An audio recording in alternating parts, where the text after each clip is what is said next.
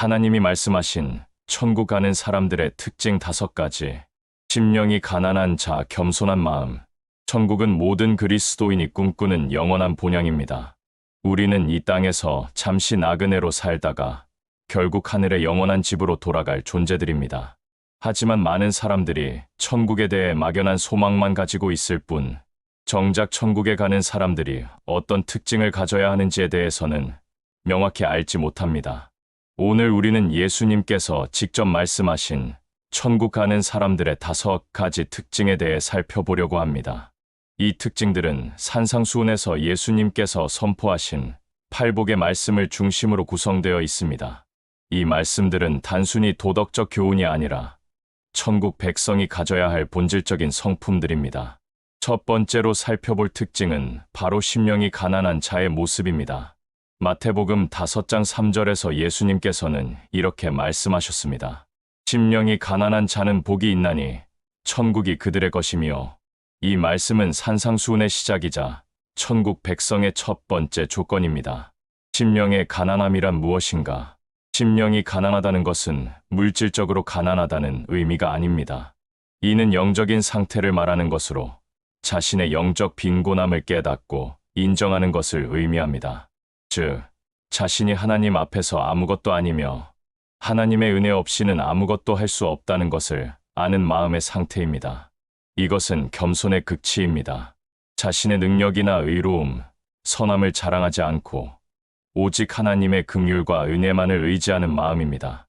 세상 사람들은 자신의 부유함과 능력과 지위를 자랑하지만 천국 백성은 자신의 영적 가난함을 인정합니다.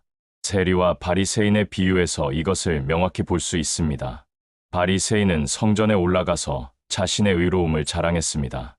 일주일에 2번씩 금식하고 소득의 10분의 1을 드리며 다른 사람들처럼 불의하지 않다고 자부했습니다. 하지만 세리는 멀리 서서 감히 눈을 들어 하늘을 우러러보지도 못하고 가슴을 치며 말했습니다. 하나님이여 불쌍히 여기소서, 나는 죄인이로소이다.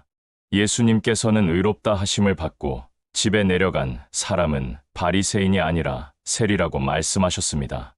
이것이 바로 심령의 가난함입니다. 자신의 의로움을 내세우지 않고 하나님의 긍휼만을 구하는 것입니다.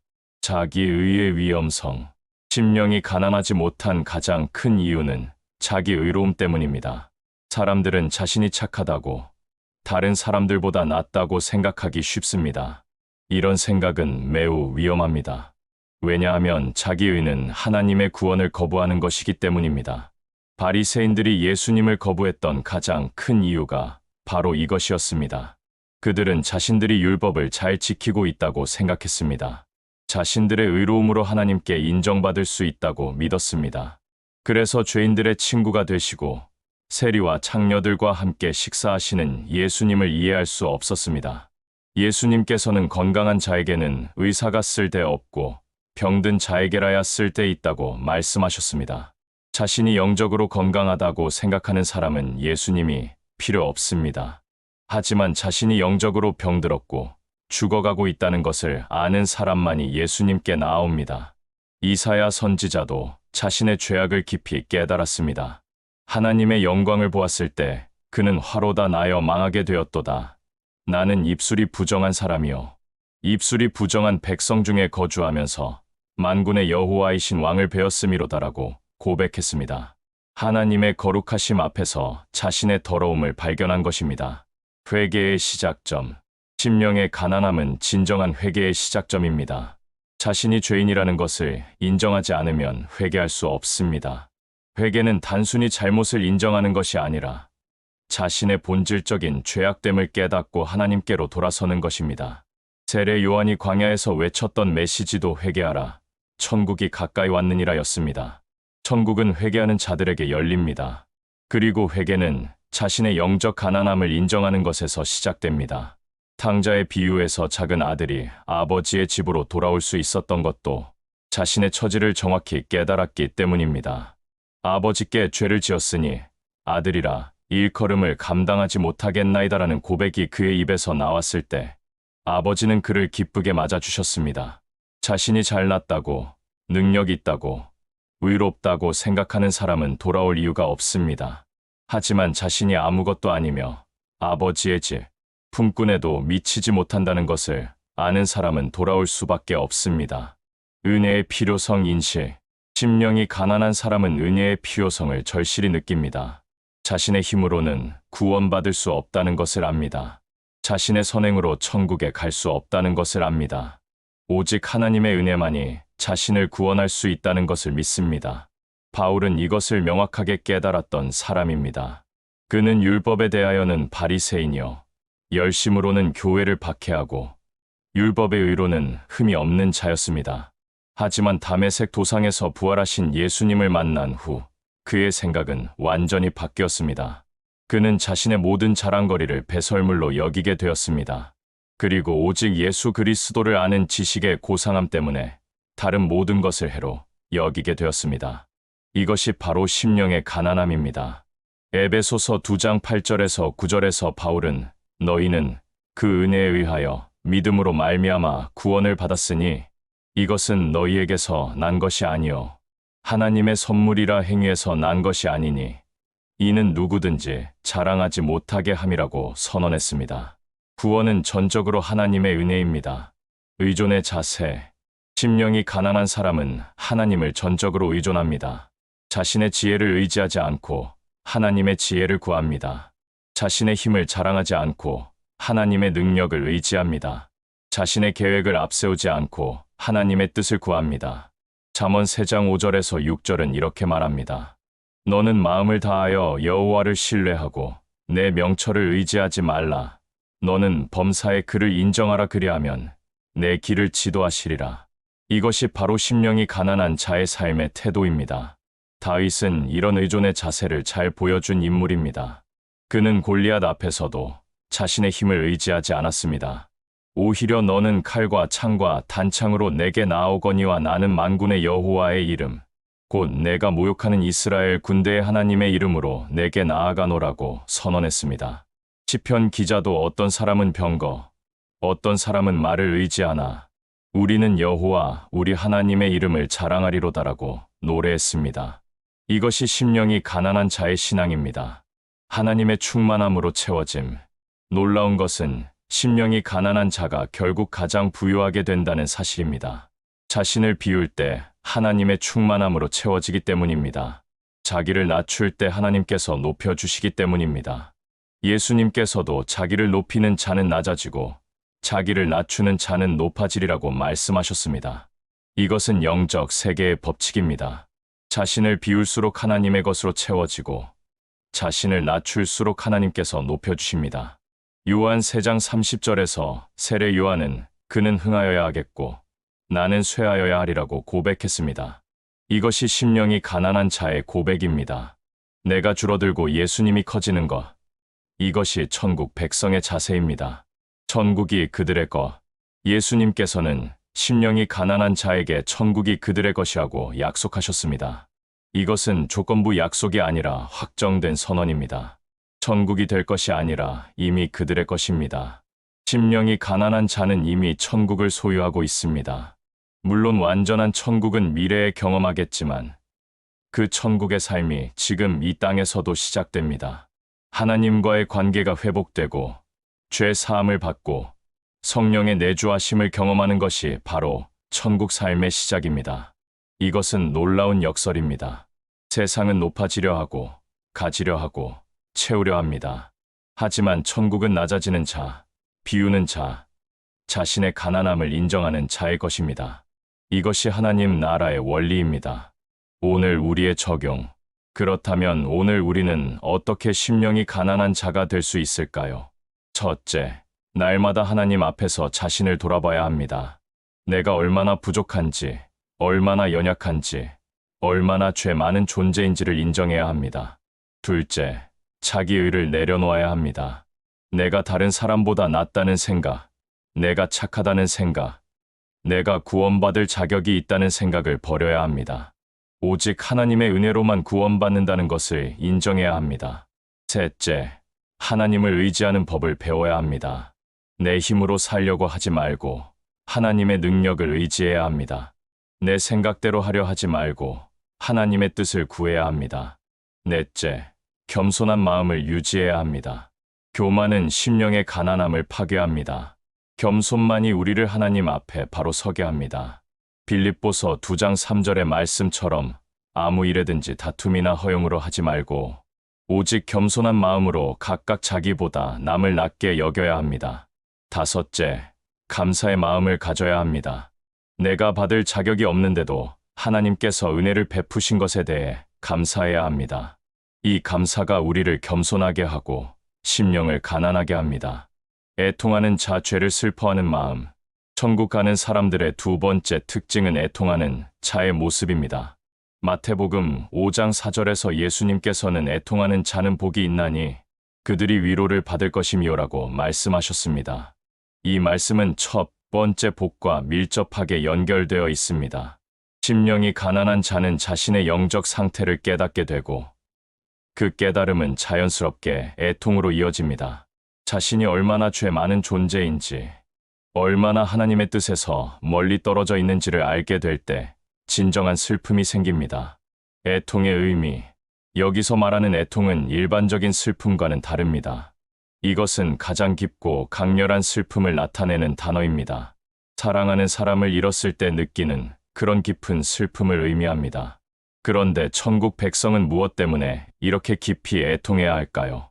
첫째, 자신의 죄 때문에 애통합니다. 심령이 가난한 자는 자신의 죄악을 깊이 깨닫게 됩니다. 그리고 그 죄가 얼마나 추하고 더러운지, 그 죄가 하나님께 얼마나 큰 아픔을 드렸는지를 알게 될 때 진정한 애통이 생깁니다. 다윗이 밧세바와 죄를 범하고 난 후 나단 선지자를 통해 자신의 죄를 깨달았을 때 그는 시편 51편에서 깊은 애통을 표현했습니다. 하나님이여 주의 인자를 따라 내게 은혜를 베푸시며 주의 많은 긍휼을 따라 내 죄악을 지워주소서. 나의 죄악을 말갛게 씻으시며 나의 죄를 깨끗이 제하소서. 이것은 형식적인 사과가 아닙니다. 진심으로 자신의 죄를 슬퍼하고 그 죄로 인해 하나님께 상처를 드린 것을 애통해하는 마음입니다. 다윗은 내가 주께만 범죄하여 주의 목전에 악을 행하였나이다라고 고백했습니다. 이것이 진정한 애통입니다. 세상의 근심과 하나님의 뜻대로 하는 근심. 고린도후서 7장 10절에서 바울은 하나님의 뜻대로 하는 근심은 후회할 것이 없는 구원에 이르게 하는 회개를 이루는 것이요 세상 근심은 사망을 이루는 것이니라고 말했습니다. 여기서 우리는 두 가지 종류의 슬픔을 구별할 수 있습니다. 세상의 근심은 죄의 결과 때문에 슬퍼하는 것입니다. 죄가 들통났기 때문에, 벌을 받게 되었기 때문에, 명예가 실추되었기 때문에 슬퍼하는 것입니다. 이것은 진정한 회개가 아닙니다. 단지 불리한 결과를 피하고 싶은 마음일 뿐입니다. 하지만 하나님의 뜻대로 하는 근심은 죄 자체를 슬퍼하는 것입니다. 하나님의 마음을 아프게 했다는 사실 자체가 슬픈 것입니다. 설령 아무도 모르고 벌을 받지 않더라도 하나님께 죄를 지었다는 사실 자체가 견딜 수 없이 괴로운 것입니다. 가룟 유다와 베드로의 차이가 바로 이것입니다. 유다도 예수님을 판 것을 후회했습니다. 하지만 그의 후회는 세상적인 것이었습니다. 그래서 그는 자살로 생을 마감했습니다. 반면 베드로도 예수님을 3번 부인했지만 그는 진정으로 회개했습니다. 그의 눈물은 하나님의 뜻대로 하는 근심의 눈물이었고 결국 그는 회복되어 위대한 사도가 되었습니다. 타인의 죄에 대한 애통. 천국 백성의 애통은 자신의 죄에만 국한되지 않습니다. 다른 사람들의 죄와 이 세상의 죄악에 대해서도 애통합니다. 이것은 하나님의 마음을 가진 자의 반응입니다. 예레미야는 눈물의 선지자로 불립니다. 그는 이스라엘 백성들의 죄악과 불순종을 보며 밤낮으로 울었습니다. 어찌하면 내 머리는 물이 되고 내 눈은 눈물 근원이 됐고 그렇게 되면 주야로 딸 내 백성의 죽임당한 자를 위하여 울리로다. 이것은 남의 일에 참견하는 것이 아닙니다. 진정으로 영혼을 사랑하고 하나님의 마음을 품은 자의 반응입니다. 죄악이 만연한 것을 보고 슬퍼하고 사람들이 멸망으로 향하는 것을 보고 애통하는 것입니다. 예수님도 예루살렘을 보시며 우셨습니다. 예루살렘아 예루살렘아 선지자들을 죽이고 내게 파송된 자들을 돌로 치는 자여 암탉이 그 새끼를 날게 알의 모음같이 내가 내 자녀를 모으려 한 일이 몇 번이냐. 그러나 너희가 원하지 아니하였도다. 이것이 하나님의 마음입니다.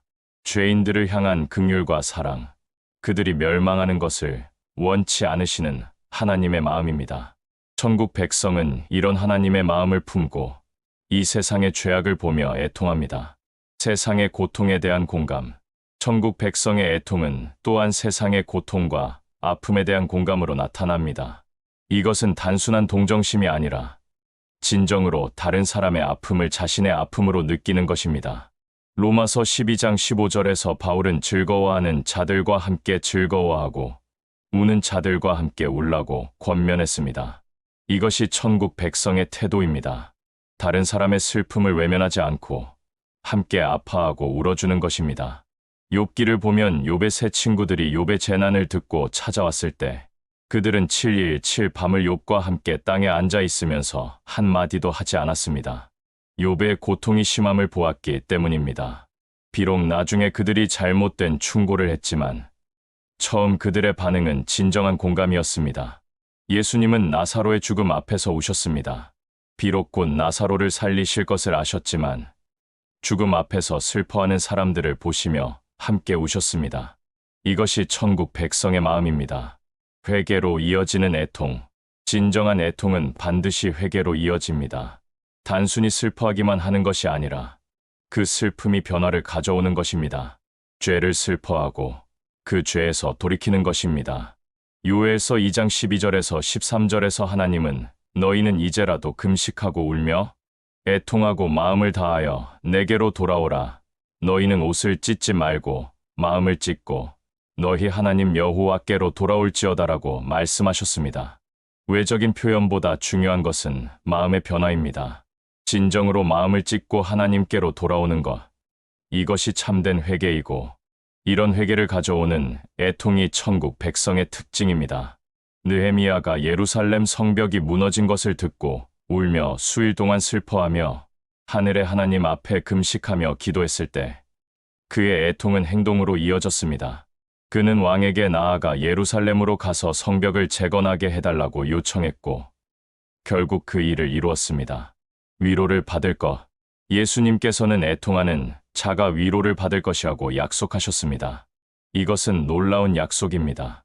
세상은 즐거워하는 자를 축복한다고 생각하지만 하나님은 애통하는 자를 복되다고 하십니다. 이 위로는 여러 차원에서 임합니다. 첫째, 죄 사함의 위로입니다. 자신의 죄를 진정으로 애통해하고 회개하는 자에게 하나님은 완전한 용서를 주십니다. 요한일서 1장 9절의 약속처럼 만일 우리가 우리 죄를 자백하면 그는 미쁘시고 의로우사 우리 죄를 사하시며 우리를 모든 불의에서 깨끗하게 하실 것입니다. 둘째, 성령의 위로입니다. 예수님은 성령을 보혜사, 즉 위로자라고 부르셨습니다. 애통하는 자의 마음에 성령님께서 임하셔서 평안과 위로를 주십니다. 이것은 세상이 줄 수 없는 위로입니다. 셋째, 회복의 위로입니다. 진정으로 회개하고 애통하는 자를 하나님은 다시 일으켜 세우십니다. 베드로가 그랬고 다윗이 그랬으며 바울이 그랬습니다. 실패와 죄악 가운데 있었지만 진정한 애통과 회개를 통해 다시 일어섰습니다. 넷째, 영원한 위로입니다. 요한계시록 21장 4절은 모든 눈물을 그 눈에서 닦아주시니 다시는 사망이 없고 애통하는 것이나 곡하는 것이나 아픈 것이 다시 있지 아니하리니 처음 것들이 다 지나갔음이라고 약속합니다. 이 땅에서 애통했던 자들은 천국에서 영원한 위로와 기쁨을 누릴 것입니다. 오늘 우리의 적용. 그렇다면 오늘 우리는 어떻게 애통하는 자가 될 수 있을까요? 첫째, 하나님의 거룩하심 앞에서 자신을 돌아봐야 합니다. 하나님의 기준으로 자신을 평가할 때 우리는 자신의 죄악을 발견하게 됩니다. 둘째, 죄에 대해 민감해져야 합니다. 죄를 가볍게 여기거나 합리화하지 말아야 합니다. 작은 죄도 하나님께는 큰 아픔이 된다는 것을 기억해야 합니다. 셋째, 정기적으로 회개의 시간을 가져야 합니다. 매일 하나님 앞에서 자신의 생각과 말과 행동을 돌아보고 회개해야 할 것이 있으면 즉시 회개해야 합니다. 넷째, 다른 사람들의 영적 상태를 위해 기도해야 합니다. 죄 가운데 살아가는 사람들을 보며 안타까워하고 그들을 위해 간절히 기도해야 합니다. 다섯째, 세상의 고통에 무감각하지 말아야 합니다. 고통받는 이웃들을 보며 함께 아파하고 할 수 있는 도움을 주어야 합니다. 온유한 자, 부드러운 힘. 천국 가는 사람들의 세 번째 특징은 온유한 자의 모습입니다. 마태복음 5장 5절에서 예수님께서는 온유한 자는 복이 있나니 그들이 땅을 기업으로 받을 것이미요라고 말씀하셨습니다. 이 말씀은 시편 37편 11절의 말씀을 인용한 것으로 구약과 신약을 연결하는 중요한 진리입니다. 온유함의 참된 의미. 온유함은 종종 약함이나 소극적인 태도로 오해받습니다. 하지만 성경이 말하는 온유함은 결코 약함이 아닙니다. 오히려 온유함은 힘이 있으면서도 그 힘을 절제할 줄 아는 것을 의미합니다. 강한 말을 사용하자면 온유함은 통제된 힘입니다. 온유함을 나타내는 헬라어 프라우스는 원래 길들여진 야생마를 묘사하는 단어였습니다. 야생마는 엄청난 힘과 에너지를 가지고 있습니다. 하지만 길들여지지 않은 야생마는 그 힘을 통제할 수 없어서 오히려 위험합니다. 반면 길들여진 말은 여전히 강한 힘을 가지고 있지만 그 힘을 주인의 뜻대로 사용합니다. 마찬가지로 온유한 사람은 힘이 없는 것이 아니라 그 힘을 하나님께 맡긴 사람입니다. 자신의 권리를 주장할 수 있지만 하나님을 위해 포기하는 사람입니다. 복수할 능력이 있지만 용서를 선택하는 사람입니다. 예수님의 온유하심. 온유함의 완벽한 모델은 바로 예수님이십니다. 마태복음 11장 29절에서 예수님 자신이 나는 마음이 온유하고 겸손하니 나의 멍에를 메고 내게 배우라 그리하면 너희 마음이 쉼을 얻으리니라고 말씀하셨습니다. 예수님은 전능하신 하나님이시지만 온유하셨습니다. 천사들을 동원하여 대적들을 멸할 수 있었지만 그렇게 하지 않으셨습니다. 십자가에 못 박히실 때도 저들의 죄를 사하여 주옵소서, 자기들이 하는 것을 알지 못함이니이다라고 기도하셨습니다. 예수님께서 예루살렘에 입성하실 때의 모습도 온유함을 보여줍니다. 스가랴 선지자의 예언대로 왕이 나귀 새끼를 타고 오셨습니다. 전쟁용 말이 아닌 평화의 상징인 나귀를 타신 것은 예수님의 온유하심을 나타냅니다. 빌라도 앞에서 재판받으실 때도 예수님은 온유하셨습니다. 베드로전서 2장 23절은 욕을 당하시되 맞대어 욕하지 아니하시고 고난을 받으시되 위협하지 아니하시고 오직 공의로 심판하시는 이에게 부탁하시며라고 기록합니다. 이것이 온유함입니다. 온유함과 겸손의 관계. 온유함은 겸손과 밀접하게 연결되어 있습니다. 교만한 사람은 온유할 수 없습니다. 자신을 높이고 다른 사람을 무시하는 태도는 온유함과 정반대입니다. 민수기 12장 3절은 모세에 대해 이 사람 모세는 온유함이 지면의 모든 사람보다 더하더라고 기록합니다. 모세는 애굽의 왕자로 자랐고 이스라엘의 지도자로서 막강한 권력을 가지고 있었습니다. 하지만 그는 온유했습니다.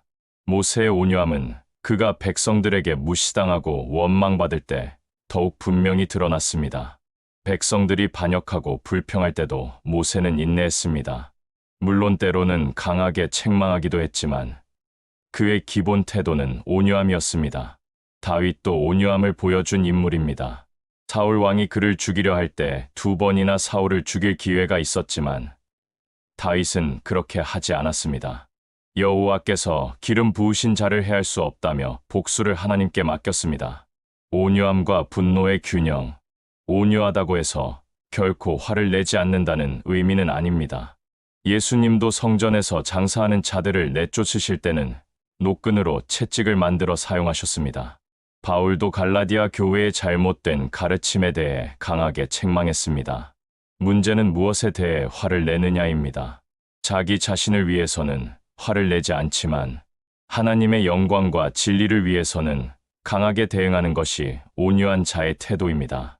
에베소서 4장 26절의 말씀처럼 분을 내어도 죄를 짓지 말며 해가 지도록 분을 품지 말라는 원칙이 필요합니다.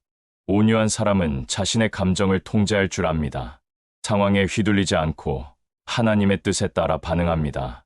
잠언 16장 32절은 노하기를 더디하는 자는 용사보다 낫고 자기의 마음을 다스리는 자는 성을 빼앗는 자보다 나으니라고 말합니다. 온유함의 실천. 온유함은 구체적으로 어떻게 나타날까요? 첫째, 다른 사람의 말을 경청하는 것입니다. 자기 의견만 고집하지 않고 다른 사람의 의견도 존중하며 들어주는 것입니다. 야고보서 1장 19절은 사람마다 듣기는 속히 하고 말하기는 더디하며 성내기도 더디하라고 권면합니다. 둘째, 부드럽게 말하는 것입니다. 잠언 15장 1절은 유순한 대답은 분노를 쉬게 하여도 과격한 말은 노를 격동하느니라고 말합니다. 같은 내용이라도 어떻게 표현하느냐에 따라 결과가 달라집니다. 셋째, 용서하는 것입니다. 온유한 사람은 쉽게 용서합니다. 다른 사람의 실수나 잘못에 대해 관대하고 복수하지 않습니다. 골로새서 3장 13절은 누가 누구에게 불만이 있거든 서로 용납하여 피차 용서하되 주께서 너희를 용서하신 것 같이 너희도 그리하라고 말합니다. 넷째, 섬기는 것입니다. 온유한 사람은 섬김을 받으려 하지 않고 섬기려 합니다. 예수님께서 인자가 온 것은 섬김을 받으려 함이 아니라 도리어 섬기려 하고 자기 목숨을 많은 사람의 대속물로 주려 함이니라고 하신 것처럼 천국 백성은 섬기는 삶을 삽니다. 땅을 기업으로 받음. 예수님께서는 온유한 자가 땅을 기업으로 받을 것이라고 약속하셨습니다. 이것은 역설적인 약속입니다. 세상은 강한 자, 공격적인 자, 자기 권리를 강하게 주장하는 자가 성공한다고 가르칩니다. 하지만 하나님은 온유한 자가 결국 승리할 것이라고 말씀하십니다.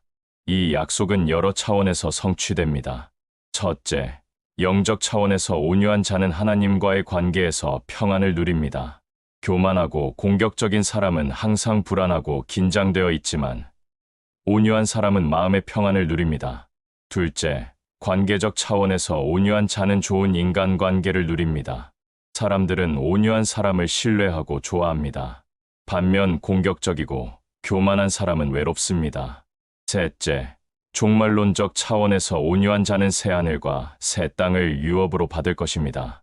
요한계시록이 약속하는 새로운 세계는 온유한 자들의 것입니다. 오늘 우리의 적용. 그렇다면 오늘 우리는 어떻게 온유한 자가 될 수 있을까요? 첫째, 예수님을 본받아야 합니다. 예수님의 온유하심을 묵상하고 그분을 닮아가려고 노력해야 합니다. 둘째, 자신의 권리를 내려놓는 법을 배워야 합니다. 항상 내 권리를 주장하려 하지 말고 때로는 양보하고 포기할 줄 알아야 합니다. 셋째, 분노를 조절하는 법을 배워야 합니다. 쉽게 화내지 말고 화가 날 때는 잠시 멈추고 기도해야 합니다. 넷째, 부드럽게 말하는 연습을 해야 합니다. 말투와 표현을 부드럽게 하면 같은 내용이라도 전달이 잘 됩니다. 다섯째, 성령의 열매를 구해야 합니다. 온유는 성령의 열매 중 하나입니다. 성령님께 온유한 성품을 달라고 기도해야 합니다. 의에 줄이고 목마른 자, 간절한 갈망. 천국 가는 사람들의 네 번째 특징은 의에 줄이고 목마른 자의 모습입니다. 마태복음 5장 6절에서 예수님께서는 의에 줄이고 목마른 자는 복이 있나니 그들이 배부를 것임이요라고 말씀하셨습니다. 이 말씀은 천국 백성의 영적 갈망에 대해 말하고 있습니다. 줄임과 목마름의 의미. 줄임과 목마름은 인간의 가장 기본적인 욕구입니다. 음식과 물이 없으면 생존할 수 없습니다. 굶주린 사람은 다른 무엇보다 음식을 원하고 목마른 사람은 다른 무엇보다 물을 원합니다. 그것이 생존의 문제이기 때문입니다. 예수님께서는 바로 이런 절박한 필요를 의에 대한 갈망에 비유하셨습니다. 천국 백성은 의를 음식이나 물처럼 절실히 필요로 합니다. 의가 없으면 영적으로 생존할 수 없다는 것을 알기 때문입니다. 이것은 가벼운 관심이나 취미 수준이 아닙니다. 있으면 좋고 없어도 그만인 것이 아닙니다. 생명이 달린 문제입니다. 시편 42편 1절에서 2절의 표현처럼 하나님이여 사슴이 시냇물을 찾기에 갈급함같이 내 영혼이 주를 찾기에 갈급하니이다. 내 영혼이 하나님 곧 살아계시는 하나님을 갈망하나니입니다. 의의 두 가지 차원. 여기서 말하는 의는 두 가지 차원을 포함합니다. 첫째는 법정적 의, 즉 하나님 앞에서 의롭다 함을 받는 것입니다. 이것은 예수 그리스도를 믿음으로 얻는 의입니다. 로마서 3장 22절은 곧 예수 그리스도를 믿음으로 말미암아 모든 믿는 자에게 미치는 하나님의 의인이 차별이 없느니라고 말합니다. 이 의는 우리의 행위로 얻는 것이 아닙니다. 오직 예수 그리스도의 십자가, 공로를 믿음으로 선물로 받는 것입니다. 에베소서 2장 8절에서 9절의 말씀처럼 너희는 그 은혜에 의하여 믿음으로 말미암아 구원을 받았으니 이것은 너희에게서 난 것이 아니요 하나님의 선물이라. 행위에서 난 것이 아니니 이는 누구든지 자랑하지 못하게 함이라입니다. 둘째는 실천적 의, 즉 실제 삶에서 의롭게 사는 것입니다. 이것은 거룩한 삶, 하나님의 뜻에 순종하는 삶을 의미합니다. 법정적 의를 받은 사람은 자연스럽게 실천적 의를 추구하게 됩니다. 천국 백성은 이 두 가지 의를 모두 갈망합니다. 먼저 예수님을 통해 하나님 앞에서 의롭다 함을 받기를 갈망하고 그 다음 실제 삶에서도 의롭게 살기를 갈망합니다. 의에 대한 갈망의 표현. 의에 줄이고 목마른 사람은 어떤 모습일까요? 첫째, 하나님의 말씀을 사모합니다. 시편 119편은 말씀에 대한 갈망으로 가득 차 있습니다. 내가 주의 법을 어찌 그리 사랑하는지요. 내가 그것을 종일 작은 소리로 읊조리나이다. 베드로전서 2장 2절은 갓난아기들 같이 순전하고 신령한 젖을 사모하라. 이는 그로 말미암아 너희로 구원에 이르도록 자라게 하려 함이라고 권면합니다. 아기가 젖을 원하듯이 천국 백성은 말씀을 갈망합니다. 둘째, 기도에 힘씁니다. 의에 줄이고 목마른 사람은 하나님과의 교제를 갈망하기 때문에 자연스럽게 기도하게 됩니다. 데살로니가전서 5장 17절에 쉬지 말고 기도하라는 명령이 그들에게는 부담이 아니라 기쁨입니다. 셋째, 죄를 미워합니다. 의를 사랑하는 것은 자동적으로 불의를 미워하는 것을 의미합니다. 시편 97편 10절은 여호와를 사랑하는 너희여 악을 미워하라고 말합니다. 의에 줄이고 목마른 사람은 죄를 가까이 하지 않습니다. 넷째, 거룩한 삶을 추구합니다. 히브리서 12장 14절은 모든 사람과 더불어 화평함과 거룩함을 따르라. 이것이 없이는 아무도 주를 보지 못하리라고 말합니다. 천국 백성은 거룩한 삶을 위해 노력합니다. 세상의 갈망과의 차이, 세상 사람들도 많은 것을 갈망합니다. 하지만 그들의 갈망은 천국 백성의 갈망과 다릅니다. 세상 사람들은 돈, 명예, 권력, 쾌락을 갈망합니다. 이런 것들이 행복을 가져다 줄 것이라고 믿기 때문입니다. 하지만 전도서의 솔로몬은 이 모든 것을 경험한 후 헛되고 헛되니 모든 것이 헛되도다라고 고백했습니다. 세상의 것들은 결코 우리 영혼의 갈증을 해결해 줄 수 없습니다. 예수님께서도 사마리아 여인에게 이 물을 마시는 자마다 다시 목마르려니와 내가 주는 물을 마시는 자는 영원히 목마르지 아니하리니 내가 주는 물은 그 속에서 영생하도록 솟아나는 샘물이 되리라고 말씀하셨습니다. 천국 백성은 세상의 것들이 주는 일시적 만족이 아니라 영원한 만족을 추구합니다.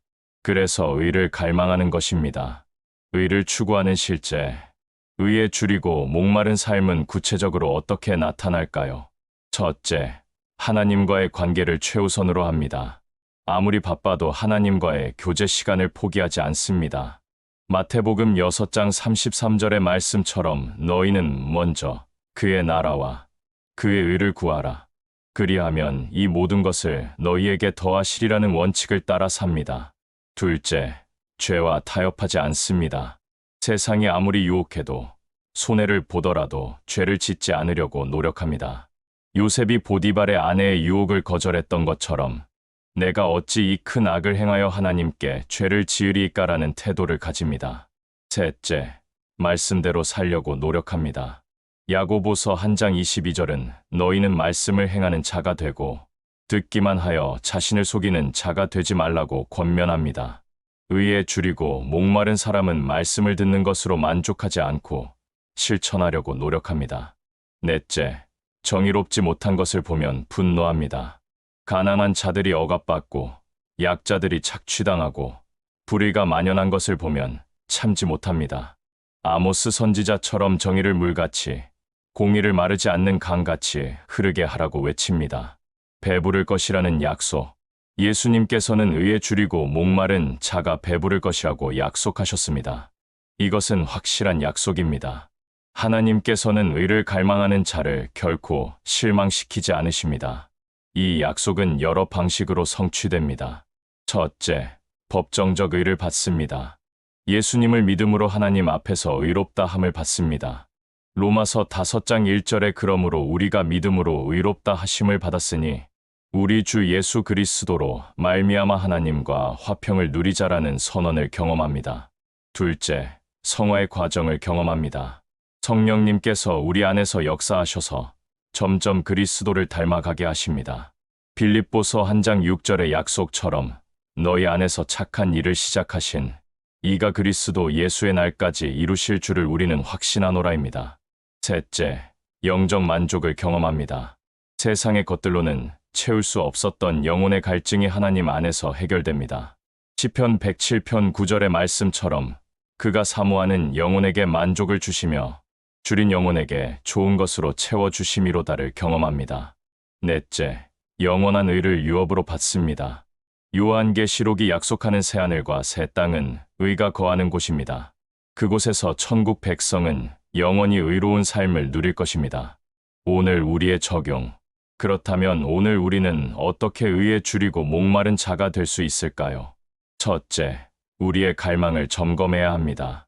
우리가 진정으로 갈망하는 것이 무엇인지, 무엇을 위해 살고 있는지 돌아봐야 합니다. 둘째, 하나님의 말씀을 사모하는 마음을 가져야 합니다. 매일 말씀을 읽고 묵상하며 말씀이 내 삶의 양식이 되게 해야 합니다.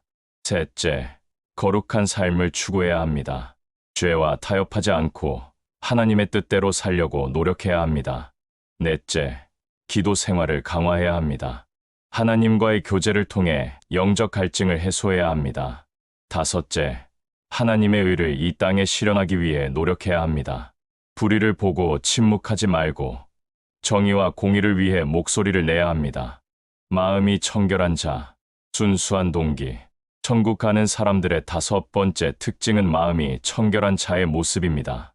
마태복음 5장 8절에서 예수님께서는 마음이 청결한 자는 복이 있나니 그들이 하나님을 볼 것이미요라고 말씀하셨습니다. 이 말씀은 천국 백성의 내면의 순수함에 대해 말하고 있습니다. 마음의 청결함은 외적인 깨끗함이 아니라 내적인 순수함을 의미합니다. 시편 24편 4절은 손이 깨끗하며 마음이 청결하며 뜻을 허탄한 데에 두지 아니하며 거짓 맹세하지 아니하는 자라고 말합니다. 이것은 단순히 죄를 짓지 않는 것을 넘어서 마음의 동기와 의도까지 순수한 것을 의미합니다. 바리새인들은 외적으로는 깨끗해 보였습니다. 율법을 철저히 지키고 종교적 의식을 엄격하게 행했습니다. 하지만 예수님께서는 그들을 회치한 무덤에 비유하셨습니다. 겉은 아름답게 보이나 그 안에는 죽은 사람의 뼈와 모든 더러운 것이 가득하다고 하셨습니다. 마음의 청결함은 내면과 외면이 일치하는 것입니다. 사람들 앞에서 보이는 모습과 하나님 앞에서의 모습이 같은 것입니다. 숨겨진 죄나 이중적인 삶이 없는 것입니다. 마음의 중요성. 성경은 마음의 중요성을 계속해서 강조합니다. 잠언 4장 23절은 모든 지킬 만한 것 중에 더욱 내 마음을 지키라. 생명의 근원이 이에서 남이니라고 말합니다. 마음이 모든 삶의 근원이기 때문입니다. 예수님께서도 사람을 더럽게 하는 것은 밖에서 들어가는 것이 아니라 안에서 나오는 것이라고 말씀하셨습니다. 마가복음 7장 21절에서 22절은 속에서 곧 사람의 마음에서 나오는 것은 악한 생각, 곧 음란과 도둑질과 살인과 간음과 탐욕과 악독과 속임과 음탕과 질투와 비방과 교만과 우매함이라고 말합니다. 따라서 외적인 행위만 깨끗하게 하는 것으로는 부족합니다. 마음이 청결해야 합니다. 마음이 청결하면 행위도 자연스럽게 깨끗해집니다.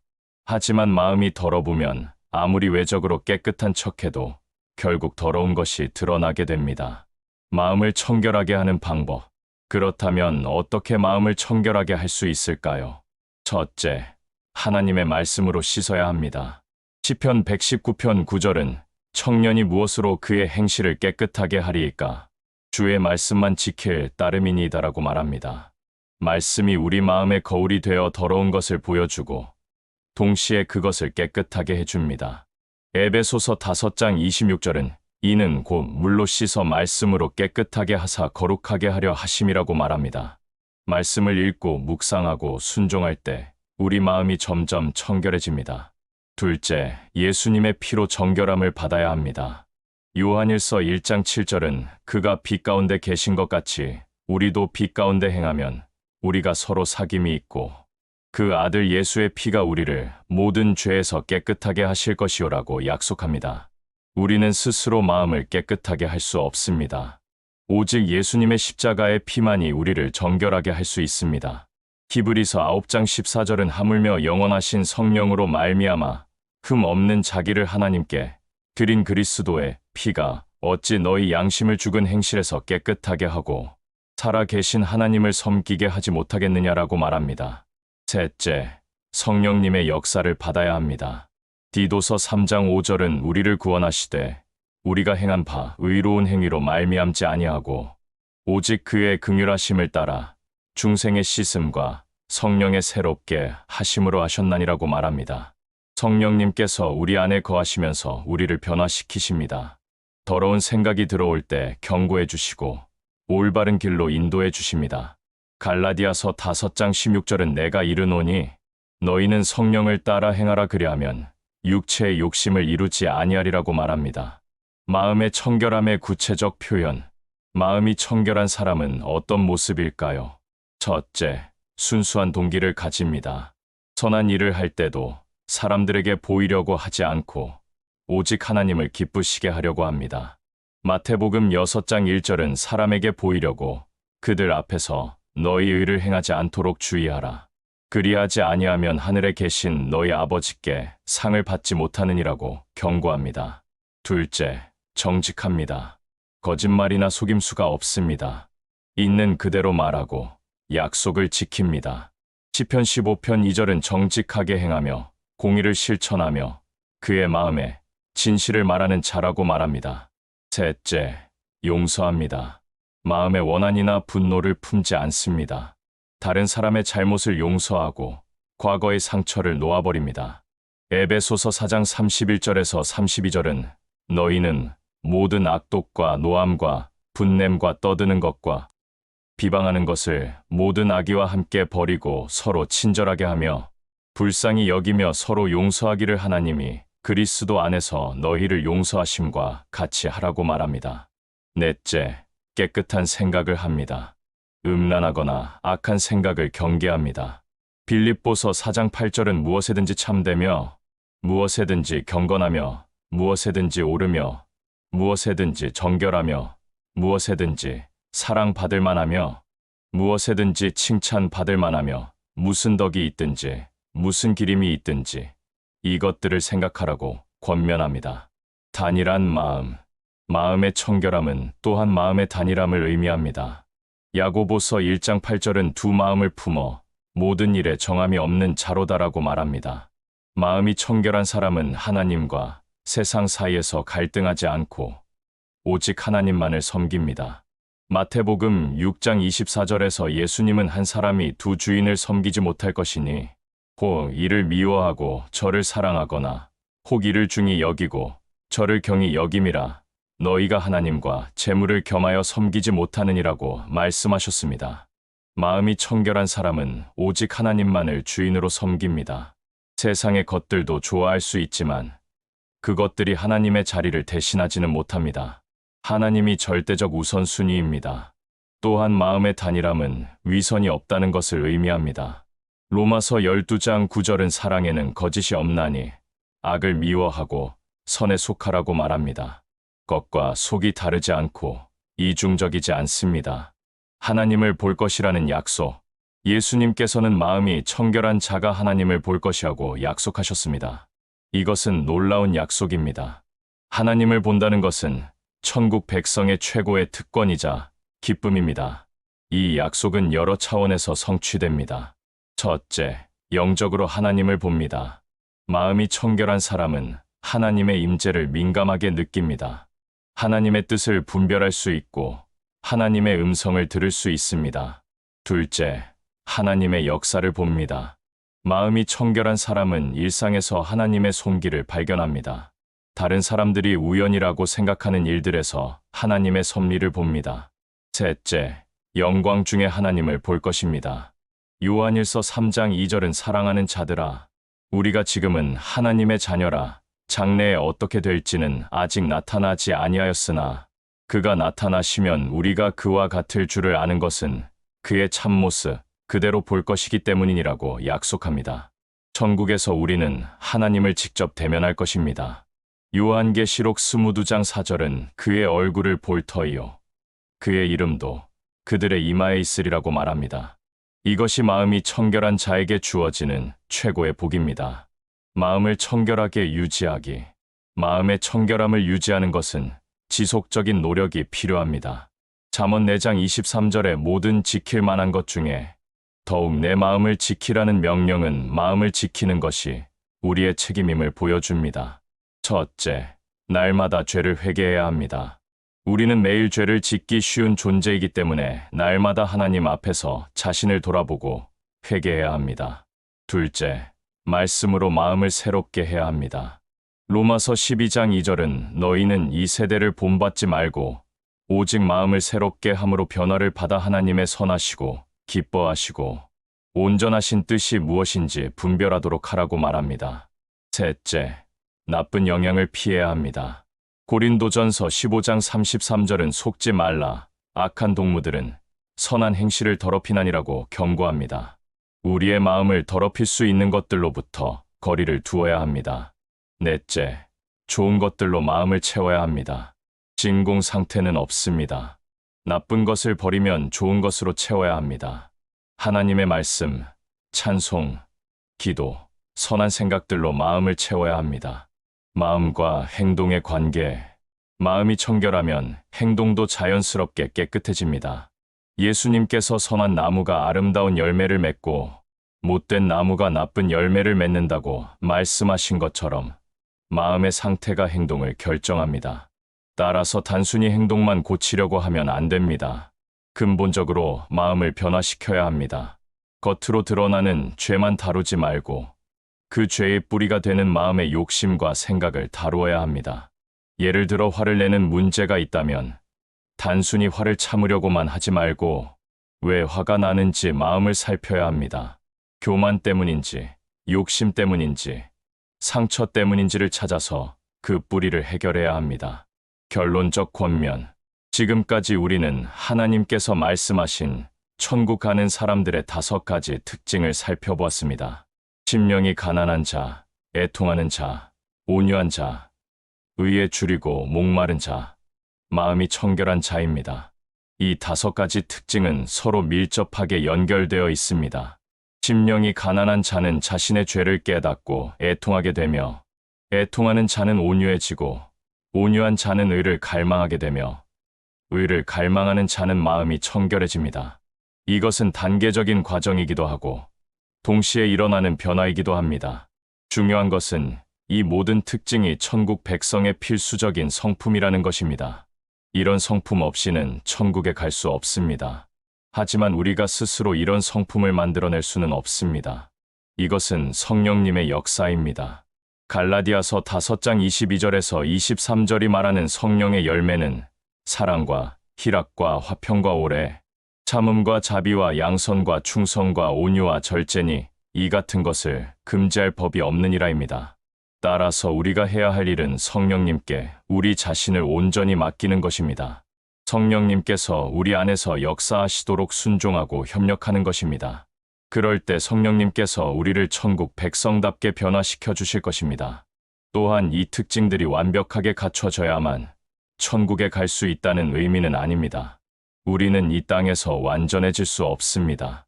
하지만 이런 방향으로 나아가려는 마음이 있어야 합니다. 넘어져도 다시 일어나고 실패해도 다시 도전하며 부족하지만 계속 성장해가는 것이 중요합니다. 마지막으로 이 모든 것의 중심에는 예수 그리스도가 계십니다. 예수님이야말로 이 5가지 특징을 완벽하게 보여주신 분입니다. 우리는 예수님을 바라보며 그분을 닮아가야 합니다. 히브리서 12장 2절의 말씀처럼 믿음의 주요 또 온전하게 하시는 이인 예수를 바라보자입니다. 천국은 단순히 죽은 후에 가는 곳이 아닙니다. 천국은 지금 여기서부터 시작됩니다. 예수님을 믿고 천국 백성의 성품을 가질 때 우리는 이미 천국을 경험하기 시작하는 것입니다. 그리고 이 땅에서의 천국 경험은 앞으로 올 완전한 천국의 맛보기이자 보증입니다. 그러므로 오늘 우리는 다시 한번 결단해야 합니다. 천국을 향해 나아가겠다고, 천국 백성답게 살겠다고 결단해야 합니다. 심령이 가난한 자가 되고, 애통하는 자가 되고, 온유한 자가 되고, 의에 줄이고 목마른 자가 되고, 마음이 청결한 자가 되기로 결단해야 합니다. 이것이 바로 하나님께서 우리에게 원하시는 삶입니다.